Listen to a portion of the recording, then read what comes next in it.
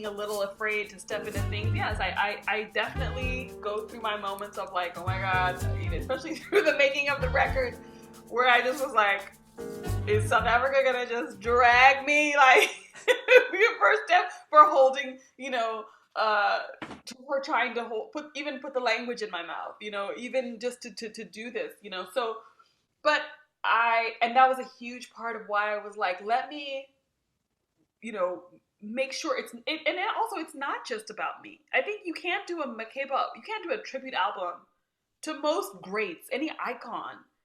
I mean, I guess you can, but like, you can't really, and not realize it's because it's about that other person, right? So for me, it was like, how do you bring that sense of Pan-Africanism in the room?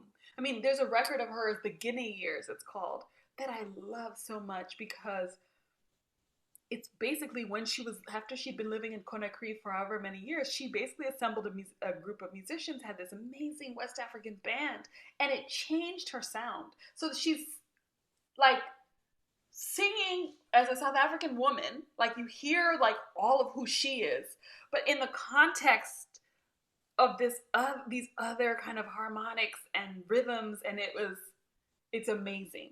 It's called The Guinea Years. It's my favorite. It's one of my favorite records of hers. Probably like my top 3 or 4 of hers.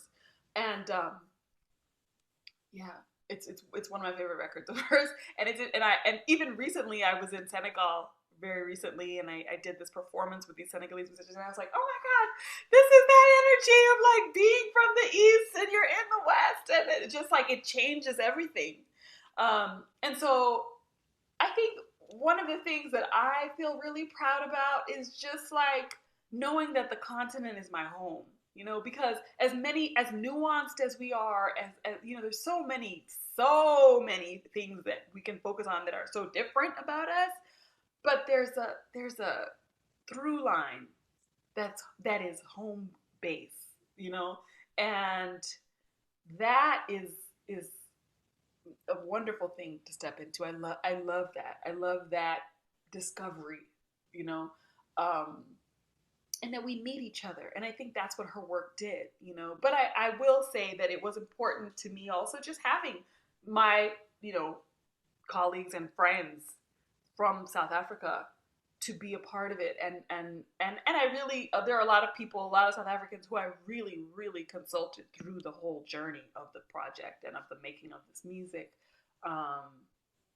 So I'm hoping that it feels honest more than anything. I know I'll never sound like a Xhosa woman, but I appreciate, but I hope that they can hear the honesty that I was trying to get at, and my own small way.